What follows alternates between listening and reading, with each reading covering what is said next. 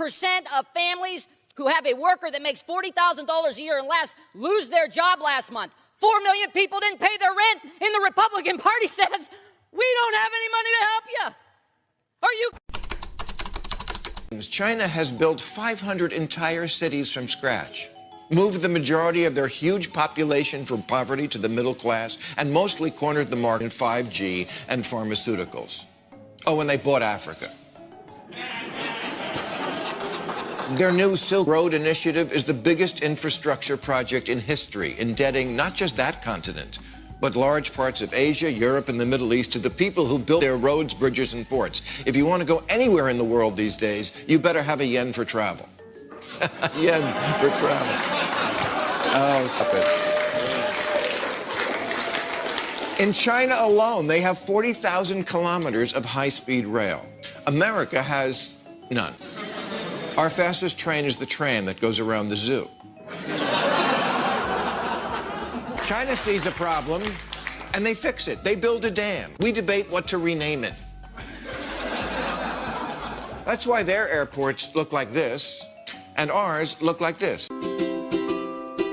场面二 Umstand, dass das chinesische Volk ein uraltes Kulturvolk ist, dass die ältesten chinesischen Schriftzeichen beinahe 1000 Jahre älter sind als die 5 Bücher Mose im Alten Testament.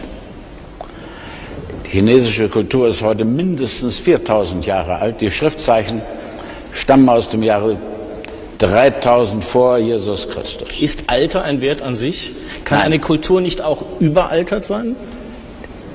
Das Faszinierende ist, dass dieses uralte Kulturvolk plötzlich zu einer Vitalität erwacht, mit der heute vor 30 Jahren niemand in Amerika und niemand in Europa gerechnet hat. Die sind nicht überaltert, die sind voller Kraft. Warum? Das ist auch für mich ein Rätsel. Sie unterscheiden sich in einem Punkt von allen anderen Kulturvölkern der Welt.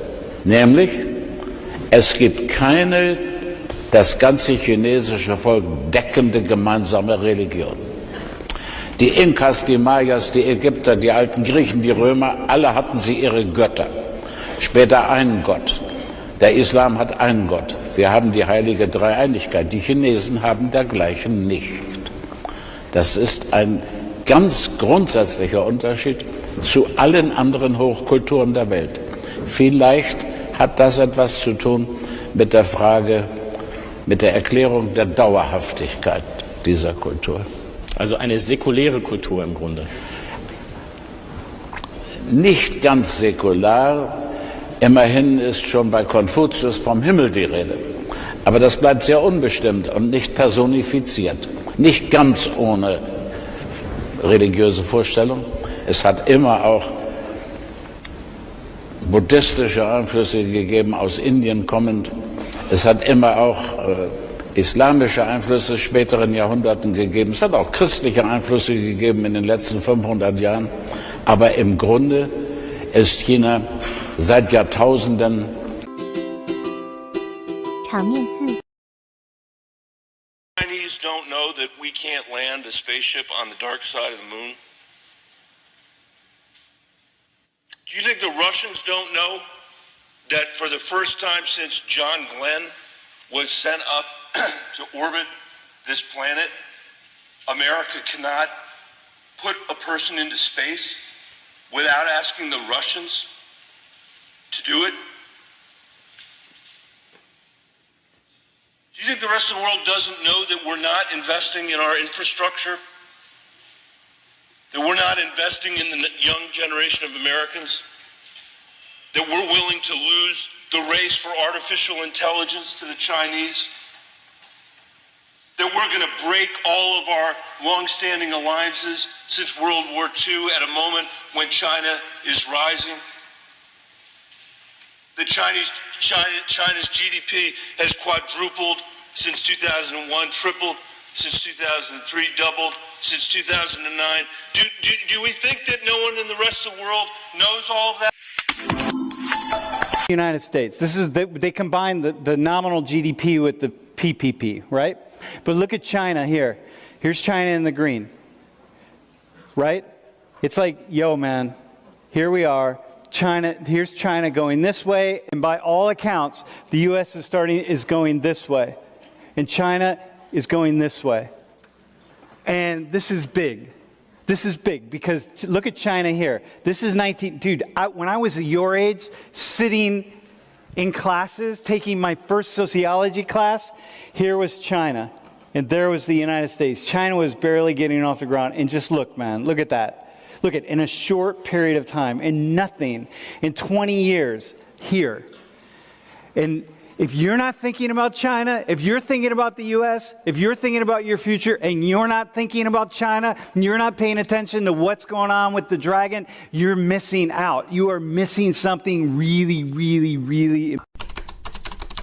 Whether or not the Olympics provided China with the confidence to not only build on its considerable strengths, but also to address its considerable problems, this much we know. This is a country so vast, a people with lives so varied, and a history so rich and complex that no visitor can fully grasp it. Still, at these games, no advanced degree in international relations was required to appreciate the genuine warmth of the Chinese people, the honest pride in their country, and how seriously Chinese citizens, famous Olympians to everyday men and women, took this chance to show themselves to the world. All Olympics are important to the host city. These games were monumentally important to the host nation, which happens to be home to 1/5 of humanity. All that said, just as these Olympics were significant politically, they were also very significant competitively. And there, Beijing turned out to be among the most memorable Olympics ever. One headline was anticipated before the games began and then verified here. For the first... Number 7. 10 busiest ports in the world, how many do you think are in China? Well, let me tell you. 7. How many do you think are in the United States? None. How many do you think are in Europe? None. It's remarkable what is happening here. Now, is it remarkable in some senses? Yes, of course it is, but we go back to this point, that China has been a dominant economic power through human history. It comes because of the Central Plain, which I was walking right across, between the Yellow River and the Yangtze River. It's an immensely fertile plain. It's surrounded by hills which protect it from invaders. So not surprisingly, it was always going to be a place. Emerging technologies driven by blockchain projects and digital currencies being developed elsewhere, such as the case of Libra. Well, Congressman, we have a lot of competition around the world. And you're right that over the last decade, pretty much all of the major internet platforms have been American companies with strong free expression values. And I just think that there's no guarantee that that is the state of the world going forward. Today, 6 of the top 10 companies are coming out of China. To Facebook. You see Alipay and WeChat Pay working. Why not just do a Facebook version of Alipay in order to level this? Congressman, I think you're right that they're certainly competing, not just with us, but all of the American companies on this. Part of the infrastructure that they're building on is a lot more modern than some of what we would have to build on here. You know, as soon as we put forward the white paper around the Libra project, China immediately announced a public-private partnership working with companies like that to extend the work that they had already done with Alipay into a digital renminbi as part of the Belt and Road Initiative that they have. Companies, for example, came in and they asked for 2 things. A cheap labor force and access. And the Chinese said, fine, we'll give you the cheap labor and we'll give you the access. You've got to give us your technology. And you've got to give us help in getting access to your market so we can sell this stuff, which is in your interest because you're producing in China stuff you want to sell in the United States too, so we'll do that together.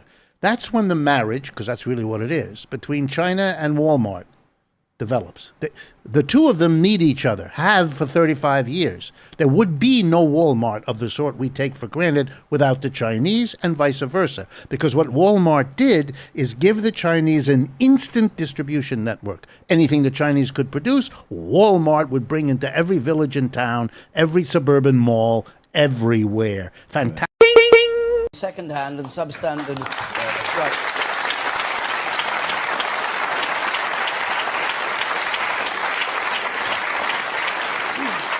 Well, you feel very strongly, obviously, and it's something wherever we go in the country, we're hearing these complaints about our transport structure. Isabel Oakeshott. Well, totally not. I mean, as a hard-pressed commuter who suffers daily on substandard train services, that absolutely can't be right. And I was looking into this earlier and just wondering, for the sake of argument, how the Chinese do these things. And I noticed that they were able to build a whole new station in the space of 9 hours by flooding it with thousands of workers. We should be much more imaginative about getting infrastructure in quickly instead of condemning people to being isolated in remote areas. Well, and I shared a taxi coming here, and the commentary I can tell you in the taxi was that the roads looked better than the area where we were living in England. I'm delighted to hear it, but I have to say to you, it was much better than in Buckinghamshire. But everybody in their own area complains. And the truth is, our road repairs have been very, very bad, and it's deteriorating. And yes, austerity has prevented expenditure on all sorts of things that we could need to spend.